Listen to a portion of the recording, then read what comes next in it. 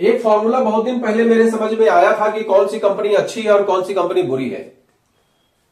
क्योंकि अपन लोग क्या है, एक सिंपल साधारण से लोग हैं, कंपनियों के रामलीला को रागलीला को समझ नहीं पाते हैं। देखने में सभी कंपनियां बहुत अच्छी लगती है, जैसे कि हर इंसान बहुत अच्छा लगता है, भगवान ने उसको इतना सुंदर बना के भेजा है, लेकिन उसका जो ये है, ये कहीं ना कहीं से उसको डिस्टर्ब करता है और कहीं ना कहीं वो फ्रॉड के चक्कर में, किसी गलत कंपनी के चक्कर में फंस जाता है। और जब वो फंस जाता है तो फिर तमाम लोगों को फंसाने का प्रयास करता है।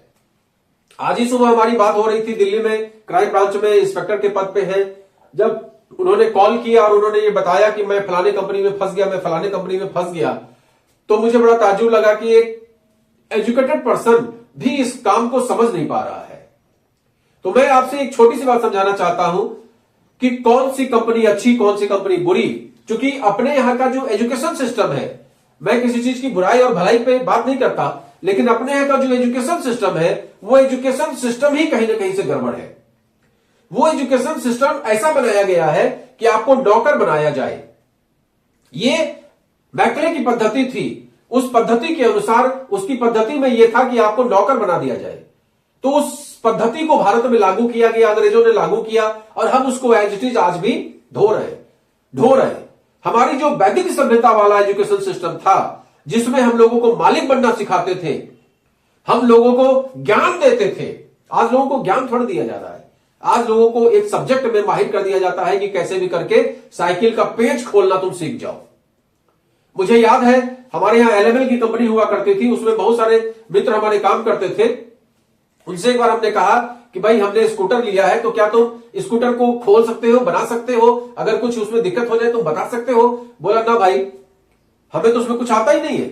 हमने कहा तुम तो उस फैक्ट्री में काम करते हो जहां स्कूटर असेंबल होता है। बोले भाई हम लोगों को बस ये दे दिया जाता है कि ये पेच आपको टाइट करना है और दिन भर आप उसी पेच को टाइट करते रहिए, बस इतना ही काम है। उस पेच को टाइट करने के अलावा हमें कुछ आता ही नहीं है। कहां इंजन असेंबल होता है, कैसे होता है, क्या नहीं होता, इस इंजन होता कैसा है, इन चीजों से हमें कोई मतलब नहीं है। हमें बस उस पेच से मतलब है जो पेच टाइट करने के लिए हमें दिया गया है। तो ये स्थिति होती है ज्यादातर लोगों की कि ज्ञान इतना ही दिया गया है जिससे वो नौकरी में अपने आप को सर्वाइव कर सके। तो मैं आपको एक छोटा सा ज्ञान देने जा रहा हूं आज, जिसको आप समझने का प्रयास करिए कि कौन सी कंपनी अच्छी है और कौन सी कंपनी बुरी है। इसमें सबसे बड़ा जो रोल अदा करता है वो है टैक्स।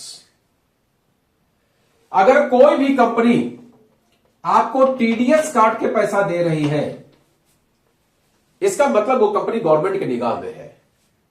इसका मतलब कहीं ना कहीं उस कंपनी ने अपने आप को जस्टिफाई किया है, कहीं कहीं उसने 10 नंबर लिया है।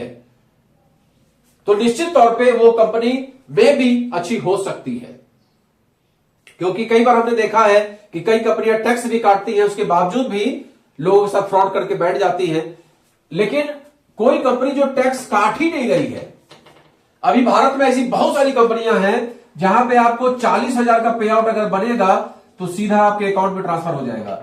इसमें जो 3.5% या 5% या 10% का टीडीएस कटना चाहिए वो नहीं कटेगा। इसका मतलब वो गवर्नमेंट के संज्ञान में नहीं है।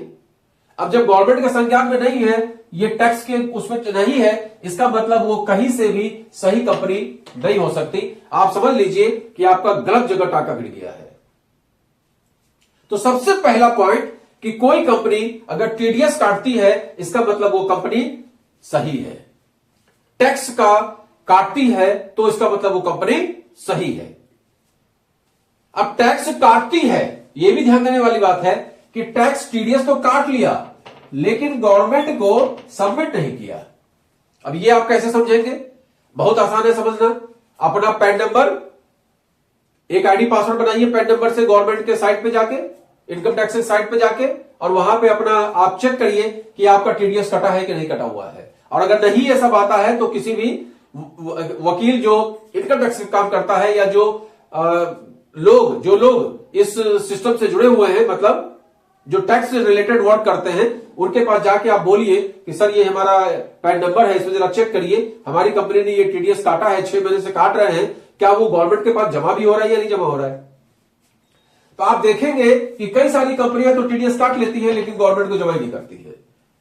ऐसी भी मेरे संज्ञान में बहुत सारी कंपनियां हैं। चूंकि आपको जानकारी है कि मैं उसी सेक्टर से बिलोंग करता हूं, मैं अकाउंटेंट हूं और मेरा काम ही शुरू से यही रहा, यही देखना, ऑडिट का काम रहा मेरा, यही देखना रहा कि कौन सी कंपनी टीडीएस काटती है, कौन सी कंपनी टीडीएस काटती है लेकिन गवर्नमेंट को जमा नहीं करती है, कौन सी कंपनी टैक्स की चोरी करती है, यही सब मेरा काम रहा।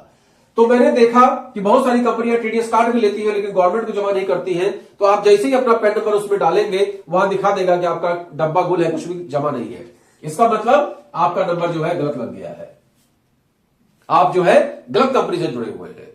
अगर कोई कंपनी टीडीएस नहीं काट रही है तो बिल्कुल गलत है, और कोई कंपनी टीडीएस काट रही है लेकिन गवर्नमेंट को नहीं जमा कर रही है तो भी गलत है।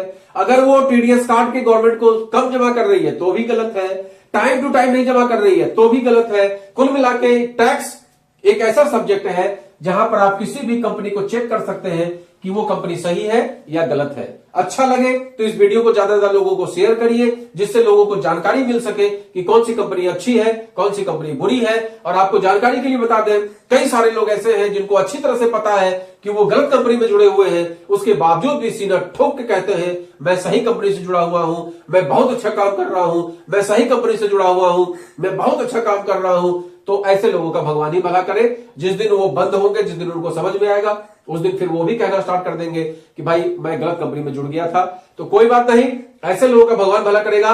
लेकिन आप लोग जो सीधे सच्चे लोग हैं, वो इस चीज पर विशेष ध्यान रखिए कि अगर टैक्स कोई कंपनी काटती है तो सही है, और टैक्स काट के गवर्नमेंट को जमा करती है तो बिल्कुल सही है।